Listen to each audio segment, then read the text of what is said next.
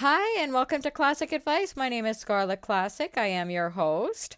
This is my podcast all about my advice that I'd like to share with you. I also have co hosts on, and they bring their own unique experience and expertise to the show, which is awesome. So I'm so happy that you decided to join, and let's dive right into the episode. All right. I'm a big Matthew McConaughey fan. So, dealing with haters, that's what I got for you guys this week. Oh, haters. So, first off, you are not alone in this. Even the celebrities, look at them. It's like every time I go into the grocery store and you go to pay and there's those magazines like the celebrity magazines or whatever, and they're always like, oh, look at what so and so is doing, and how could she do that? And this person is saying this about that person, and oh my goodness, this person did this, and it's like, oh my goodness, like society as a whole seems to get off on arguments and seems to get off on just thriving on putting other people down. And with this whole technology world, right? Like it's just, ugh, yeah. So it's something I'm very passionate about, and I've dealt with it myself, and it's just, wow. We need to just take a deep breath, right? When this happens to us, and just take a moment. Because it's hard dealing with haters. It is. And the thing that we need to understand is that haters are they're cruel and they're mean to you and me because they're unhappy with themselves. Did you hear that? Because that was really important. Haters are the way that they are because they're unhappy with themselves. That's really key that you understand that it is not you. It's a reflection of who they are as a person and how unhappy they are with themselves. My first real experience that I can remember, anyways, with a hater was when I was about 12 years old or so. And this friend of mine, who was a friend, I use the term loosely, friend, she wrote me a letter and she basically blamed me for a lot of things that were happening in her life, but I had absolutely nothing to do with them.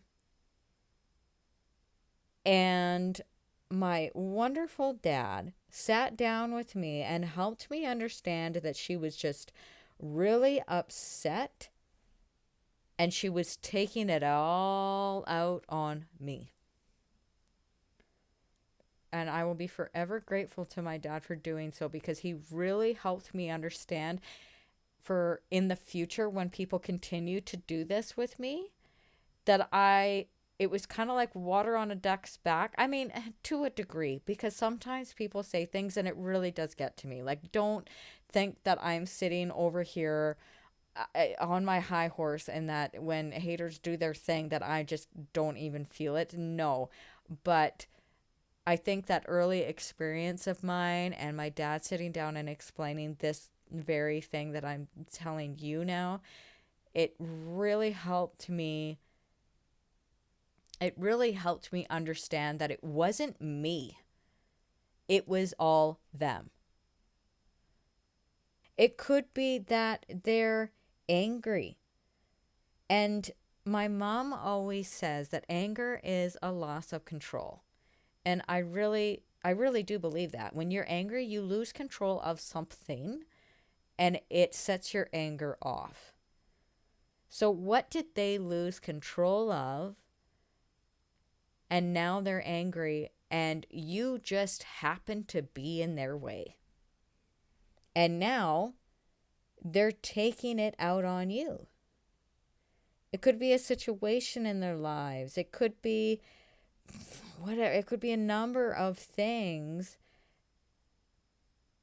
And this is their way of trying to get some of that control back. It doesn't make it right. It definitely does not make it right. It is not okay to do this, to treat people badly, to take out your anger on somebody else. It's not okay to do it. I mean, I'm not perfect either. Sometimes I let my anger get the better of me, and then I have to go and apologize to somebody. Right? I mean, we all have flaws. We're all not. It doesn't make it okay to do it, right? They could be jealous of you. It could have nothing to do with anger. It could just be a jealousy thing.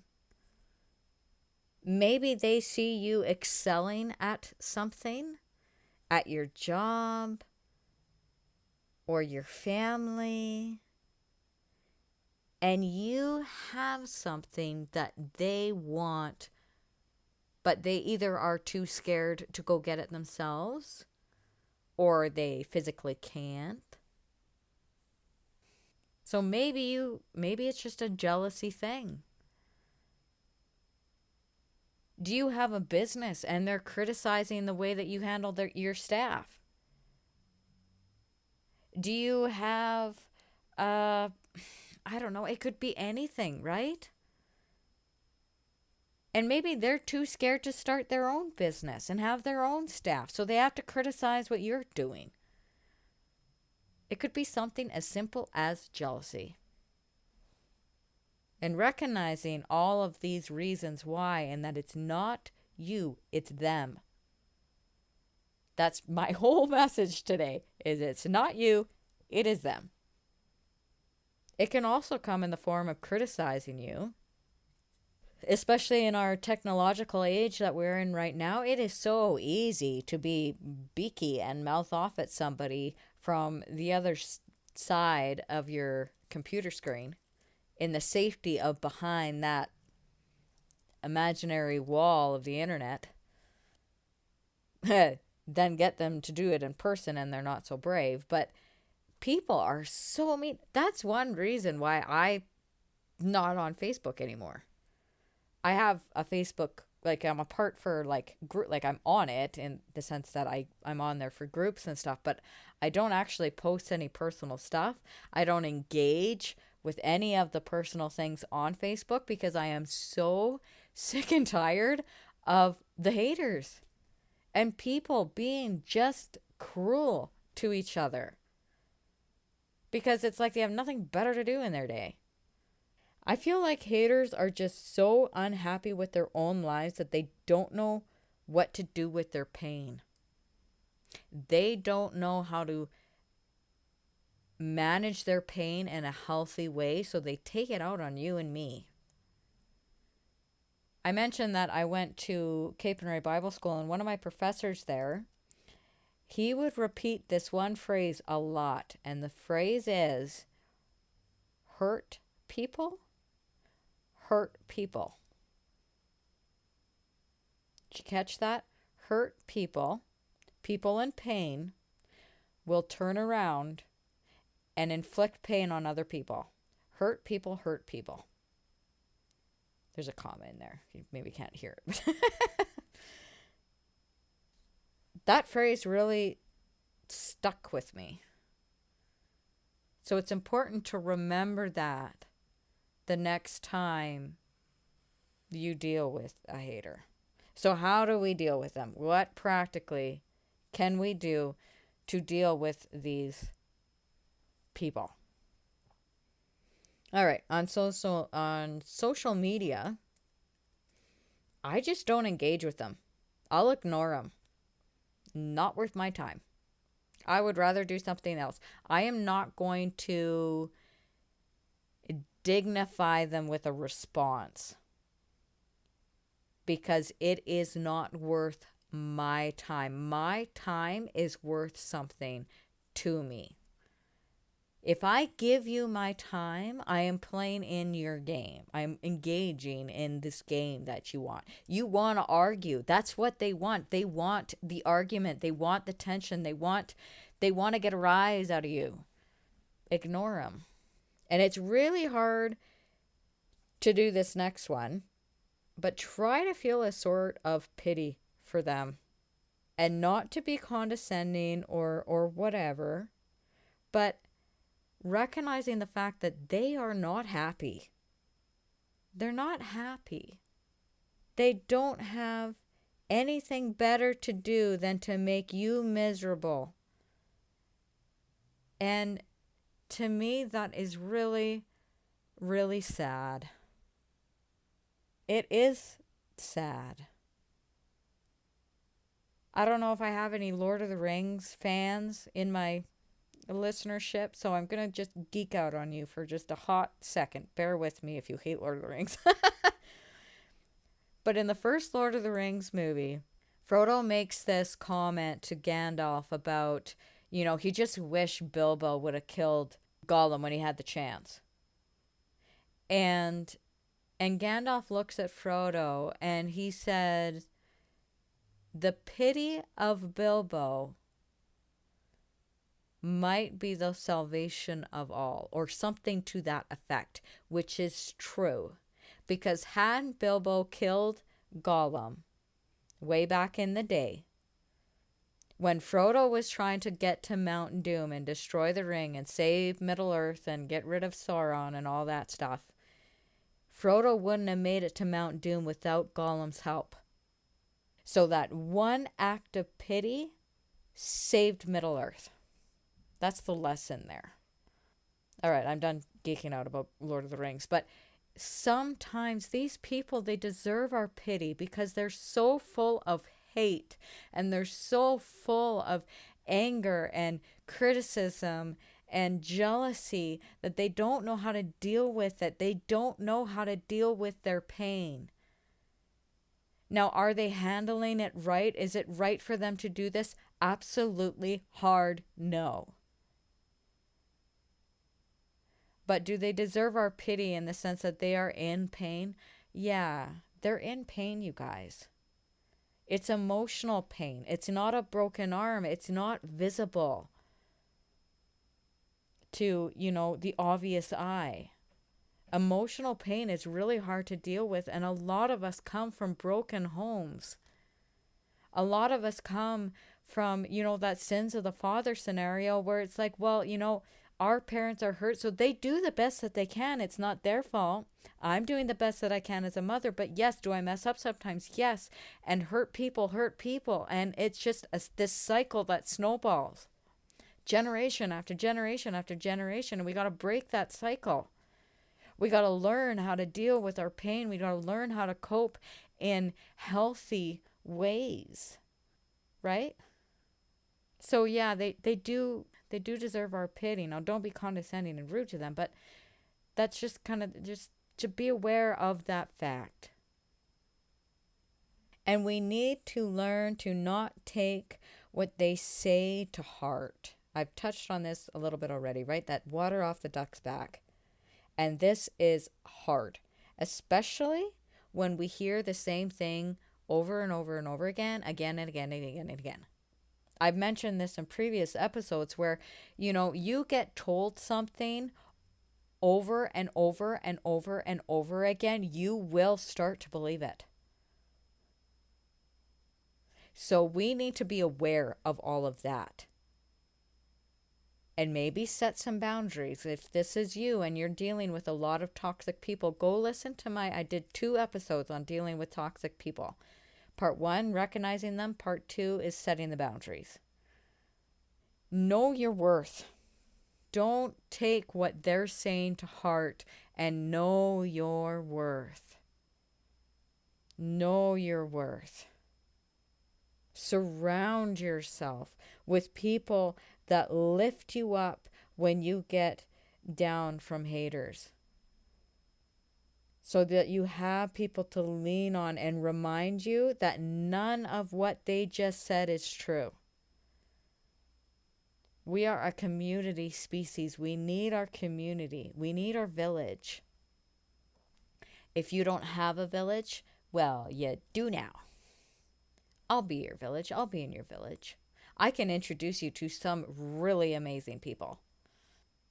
We need to surround ourselves with these people so that they remind us, so that when we are down and we're starting to believe the lies of the haters, that they can go, "Hey, wake up. No, that's not true." And a lot of haters, they thrive on arguments. Some people just love to argue. So if you don't engage with them and you don't let them get a rise out of you, they'll back off because they see that they have no effect and they have no power over you. I've touched a little bit on that already. Because they just want to fight. They want to box. And if you just drop your boxing gloves and walk away, they can't get a rise out of you. They'll back off because it's not having the desired effect. It's no fun if you're not playing their game. They want to make you miserable. Now, I understand this. And you just gotta, you might have to act it out, at least in front of them, that they're having absolutely no effect on you. Then when they're not around, if you need a crash and cry, then go crash and cry. But at least in front of them, don't let them see that they're getting to you. Because that's what they want. They want to get to you. They want to make you miserable. They can't make you miserable. They'll back off. My challenge to you, my challenge to me for this next week is to know your worth and to lean on your friends or me. I'm here. I'm available. I have a shoulder you can cry on. We can jump on a Zoom call and chat. I'd be more than happy to talk to you and listen. I'll be a part of your village if you don't have one. And the second part of my challenge is when haters come to you, to ground yourself and let their hate run off your back like the water off a duck's back. And it's hard, I know, but that's why we have each other. That's why I make this podcast. We'll be stronger together. We can lean on each other. All right. I'm going to leave you with JJ's tagline because it is so awesome. So please pause. Love yourself regardless of what all the haters say because it's not true. And be aware of your ripple. All right. You guys have an awesome week and we'll see you next week. Bye. And that's a wrap for this episode. Thank you for listening all the way to the very end. Aw, you're the best. My website is ClassicChronicles.ca. If you want to head on over there, I have my co-hosts all listed there. If you click on their photos, it'll take you directly to their website. Go say hi to them. They would love to hear from you. Podcasters love hearing from their listeners. So go say hi. Don't be shy.